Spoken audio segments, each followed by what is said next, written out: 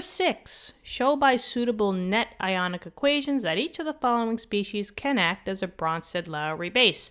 And then we have letter C out of the bunch. So in this case, we just have to write a net ionic equation explaining how NH2- can act as a Bronsted-Lowry base.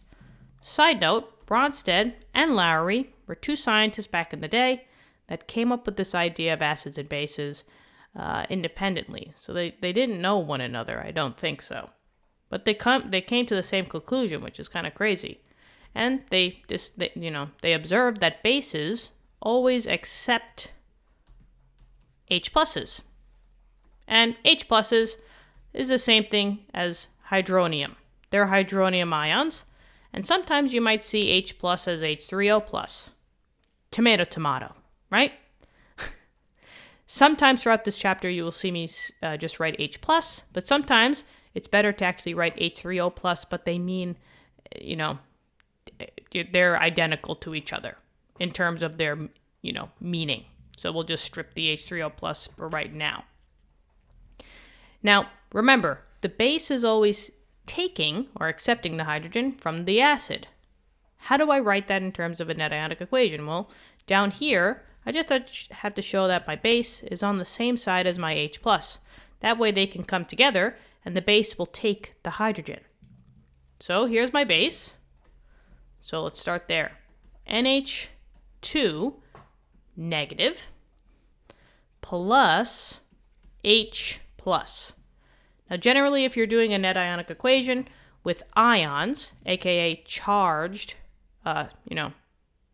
molecules or compounds, they're always going to be aqueous. So AQ, AQ.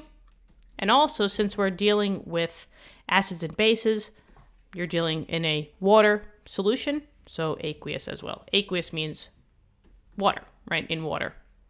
Since NH2 is not one of our 6 strong bases, we will write an equilibrium yield sign, right? If it was a strong base, you would dissociate 100%. But since it's not a strong base, they go back and forth in equilibrium. Now I just have to find out my conjugate acid. Well, you just basically take these two components and mush them together into one compound, right? There's only one thing on the product side. All you got to do is just gain one hydrogen, essentially, right? Because you're just adding one hydrogen to the mix.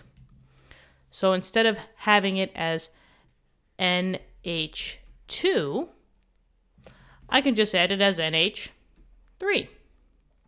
Now sometimes, majority of the time, you'll write the H in front, but in this case, ammonia, which is NH3, is generally written like this, not HNH2. They just combine all the H's together. And in this case, since we're dealing with acids and bases, I'm going to say that NH3 is existing as its aqueous form, not its gas form. Now, all you have to do is just make sure that you have the correct charge on your ammonia, or NH3. What you do is you add 1 to the beginning charge of your base. So in this case, you had a -1 charge. So you say, okay, this was originally a -1. All I'm going to do is I'm just going to add 1.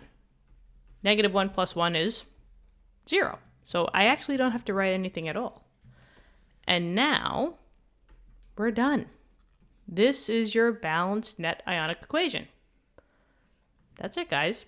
Hopefully this helped. Let me know in the comments. Thank you so much for viewing the video. Subscribe to the channel. And I hope to see you in future lessons. Well, I won't see you, but I'll be talking to you. All right? Talk to you later. Have an awesome day. Keep studying hard. Bye-bye.